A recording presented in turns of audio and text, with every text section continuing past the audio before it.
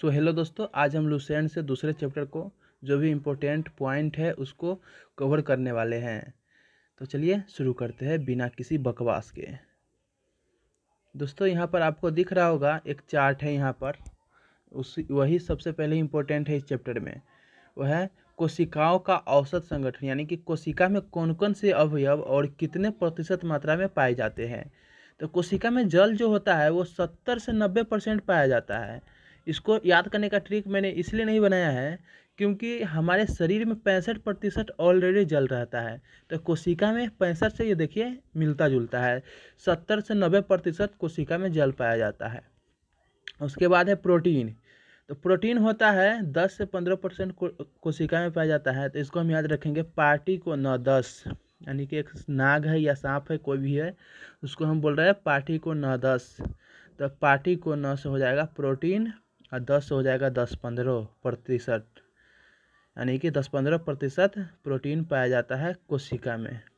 उसके बाद है कार्बोहाइड्रेट। कार्बोहाइड्रेट के लास्ट में ट आ गया तो ट से 3 हो जाएगा। कार्बोहाइड्रेट 3% पाया जाता है कोशिका में।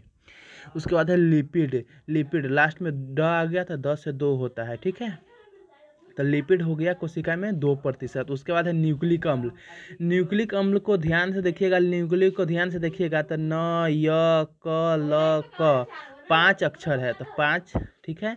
और थोड़ा और ध्यान से देखिएगा तो य पर एक आकार लगा हुआ है और एक ल पर लगा हुआ है, तो हो गया कितना, 7 हो गया। तो 5 से 7% न्यूक्लिक अम्ल पाया जाता है कोशिका में, ठीक है।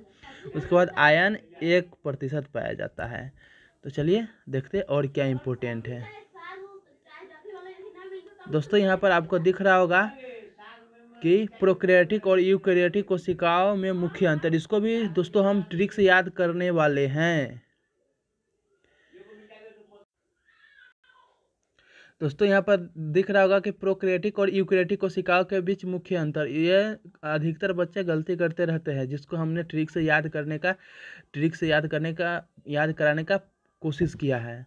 तो चलिए देख लेते हैं। कोशिका भित्ति जो है, कोशिका भित्ति प्रोकैरियोटिक में प्रोटीन और कार्बोहाइड्रेट की बनी होती है। कोशिका भित्ति जो है प्रोटीन और कार्बोहाइड्रेट की बनी होती है। प्रोकैरियोटिक में यूकैरियोटिक में सेल्यूलोज की बनी होती है और ये पेड़ पौधों में पाया जाता है, ठीक है।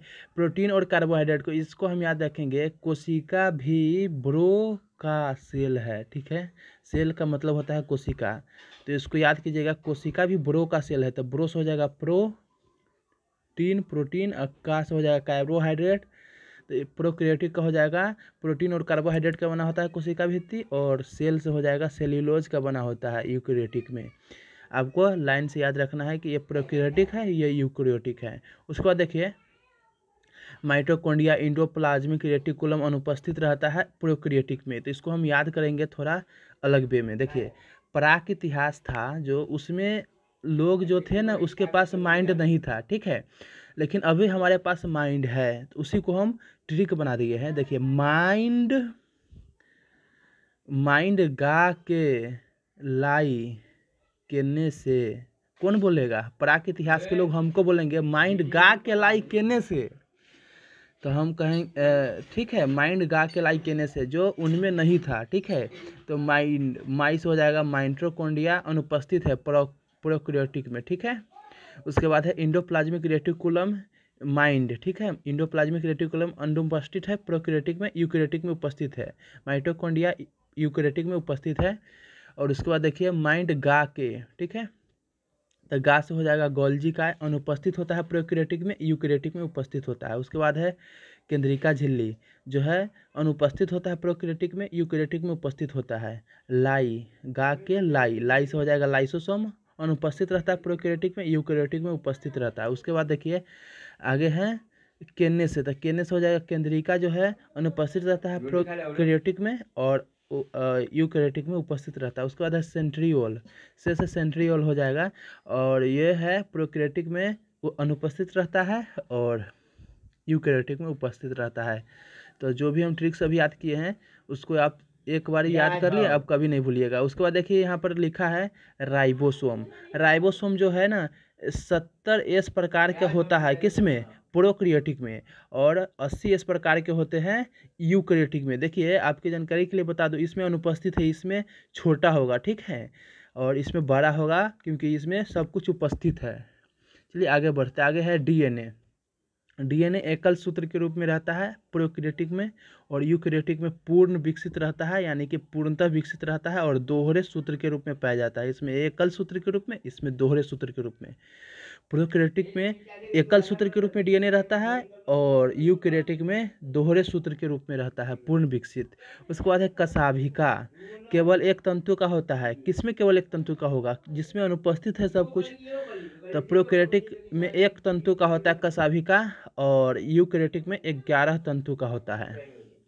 उसके बाद है श्वसन। श्वसन जो है प्लाज्मा झिल्ली द्वारा होता है, किसमें? प्रोकैरियोटिक में, और यूकैरियोटिक में माइटोकॉन्ड्रिया द्वारा होता है। इसको हम याद रखेंगे।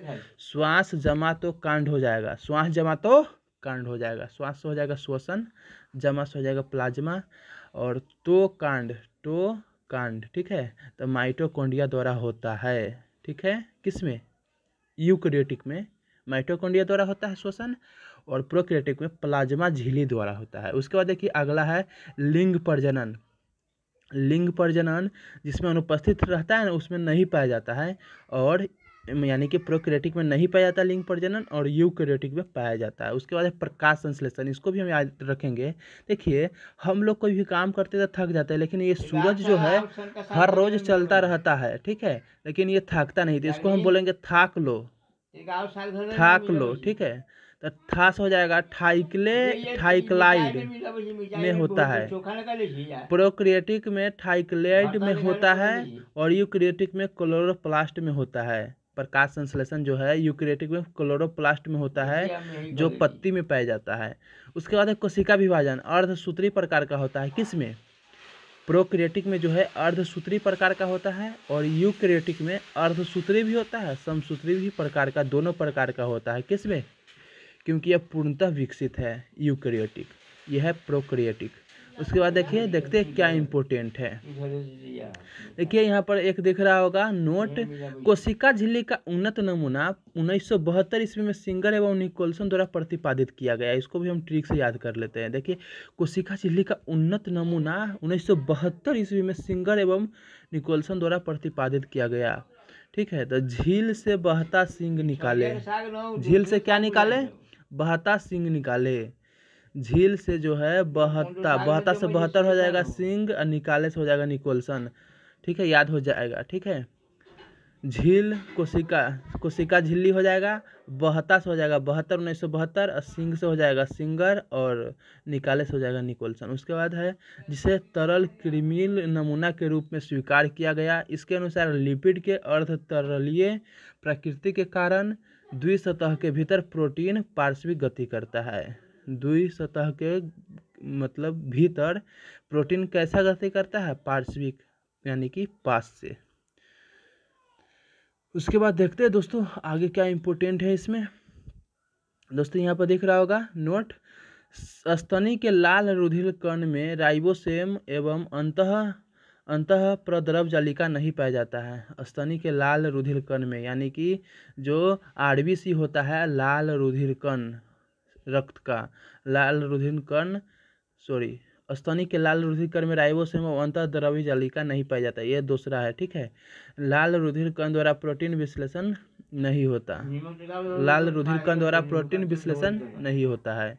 उसके बाद दोस्तों है डीएनए केंद्रक के अलावा माइटोकॉन्ड्रिया एवं हरित लवक में पाया जाता है। इसको हम याद रखेंगे। डीएनए जो होता है ना, माई के रक्त, ठीक है, होता है, जो डीएनए अनुवांशिक गुण को प्रवाह करता है पीढ़ी दर पीढ़ी। तो माई से हो जाएगा माइटोकॉन्ड्रिया, के से हो जाएगा केंद्रक, रक्त से हो जाएगा हरित लवक। आशा करता हूँ ऐसे याद हो जाएगा आपको बढ़िया से। चलिए आगे देखते हैं कि इसमें कौन सा इंपॉर्टेंट टॉपिक। यहाँ देखिए यहाँ पर लिखा हुआ है नोट, स्तनधारियों के लाल रक्त कणिकाओं में लाइसोसोम नहीं पाया जाता है। स्तनधारियों यानी कि दूध देने वाला जीव के लाल रक्त कणिका में लाइसोसोम नहीं पाया जाता है। उसके बाद है पत्तियों का रंग पीला, उनमें केरोटीन के निर्माण के कारण मतलब निर्माण होने के कारण होता है। यानी कि जो पत्ता हरा है लेकिन कुछ समय बाद पीला पड़ जाता है ना, तो वो कैरोटीन का निर्माण हो चुका है उसमें, समझिए। तो कैरोटीन का निर्माण हो चुका है इसलिए वो पीला पड़ गया है। उसके बाद देखिए आगे है वर्णी लवक के अन्य उदाहरण। टमाटर में जो है लाल रंग जो होता है वो किस कारण होता है? तो लाइकोपेन के कारण होता है। लाइकोपेन, ल से लाल, ल से लाइकोपेन। टमाटर याद हो जाएगा। टमाटर में लाइकोपेन वर्णी लवक पाया जाता है। उसके बाद गाजर में पाया जाता है कैरोटीन। गाजर में क्या पाया जाता है दोस्तों? गाजर में पाया जाता है कैरोटीन, ठीक है। तो गाजर को रूटीन से खाना चाहिए। गाजर को रूटीन, तो कोरिटीन से हो जाएगा कैरोटीन। गाजर में कैरोटीन वर्णी लवक पाया जाता है। उसके बाद है चुकंदर। चुकंदर में विटामिन पाया जाता है। चुकंदर में विटामिन पाया जाता है। विटामिन बी सब। तो चुकंदर, दर यहाँ पर हम दिख रहा होगा आपको, दर मट बेटा, ठीक है, डर मट बेटा। चुकंदर डर मट बेटा। तो म से हो जाएगा में, बेटा से हो जाएगा विटामिन। चुकंदर में विटामिन पाया जाता है वर्णी लवक के रूप में। उसके बाद दोस्तों यहाँ पर लिखा होगा वनस्पति की पराबैंगनी किरणें, वनस्पति के पराबैंगनी किरणें के दुष्प्रभाव से बचाने वाला वर्णी लवक जो है फाइकोसाइनिन होता है। वनस्पति यानी कि पेड़ पौधों को बचाने वाला किसके पराबैंगनी, सूरज के से निकलने वाला पराबैंगनी किरणें के दुष्प्रभाव से बचाने वाला वर्णी लवक जो है फाइकोसाइनिन होता है। इसको यहाँ याद रखेंगे, भाई को छाया दो, भाई को छाया दो। तो भाई से हो जाएगा फाई, को से को हो जाएगा, छाया से हो जाएगा स, बना दीजिए इसको साइनिन, ठीक है। फाइकोसाइनिन, भाई को छाया दो। चलिए आगे है, देखते क्या इम्पोर्टेंट है। चलिए यहाँ पर आपको दिख रहा होगा नोट। प्रयोगशाला में सर्वप्रथम डीएनए का संश्लेषण हरगोविंद खुराना ने किया था। डी यहाँ पर भी है और डी यहाँ पर भी है। प्रयोगशाला में सर्वप्रथम डीएनए का संश्लेषण जो है हरगोविंद खुराना ने किया था, ये आपको याद रखना है, ठीक है। यहाँ पर डी दिख रहा होगा डीएनए में, और हरगोविंद लास्ट में स्टॉप होता है ड पर, याद हो जाएगा इस प्रकार। उसके बाद देखिए आगे क्या है, प्रोटीन बनाने की अंतिम क्रिया को ट्रांसलेशन कहते हैं। प्रोटीन बनाने की अंतिम क्रिया को क्या कहते हैं? ट्रांसलेशन कहते हैं। उसके बाद देखिए डीएनए एवं आरएनए में मुख्य अंतर क्या है? डीएनए एवं आरएनए में मुख्य अंतर क्या है? इसमें जो डीएनए में होता है डीऑक्सीराइबोज शर्करा पाया जाता है, ठीक है। इसमें सिर्फ राइबोज शर्करा पाया जाता है। डीऑक्सी इसमें जुड़ जाता है, नाम में देखिए डीऑक्सीराइबोज शर्करा डीएनए में, यहाँ पर डी लिखा हुआ है डीएनए, ठीक है। डीएनए में डीऑक्सीराइबोज शर्करा और आरएनए में राइबोज शर्करा पाया जाता है। उसके बाद है इसमें बेस एडानिन, गुआनिन यानी कि हाइड्रोजन क्षार के रूप में एडानिन, गुआनिन, थाइमिन और साइटोसिन होते हैं, लेकिन इसमें बेस थाइमिन की जगह यूरेसिल होता है, बाकी सब सेम होता है। यानी कि इसमें थाइमिन है ना, तो थाइमिन इसमें नहीं रहता आरएनए में। आरएनए में थाइमिन की जगह पर यूरेसिल रहता है, बाकी एडानिन, गुआनिन, साइटोसिन इसमें होता है। उसके बाद यह मुख्यतः केंद्रक में पाया जाता है। डीएनए जो है ना मुख्यतः केंद्रक में पाया जाता है, और आरएनए जो है ना केंद्रक में भी पाया जाता है और कोशिका द्रव में भी पाया जाता है, क्योंकि आरएनए जो है प्रोटीन बनाने के लिए एमिनो अम्ल एकत्रित करने के लिए कोशिका द्रव से एमिनो अम्ल को खोज करके लाता है। तो इस प्रकार केंद्रक में भी रहता है, कहाँ लाता है? केंद्रक में लाता है प्रोटीन बनाने के लिए। तो इस प्रकार ये केंद्रक में भी होता है और कोशिका द्रव में, दोनों में पाया जाता है। उसके बाद है पादप एवं जंतु कोशिका में मुख्य अंतर।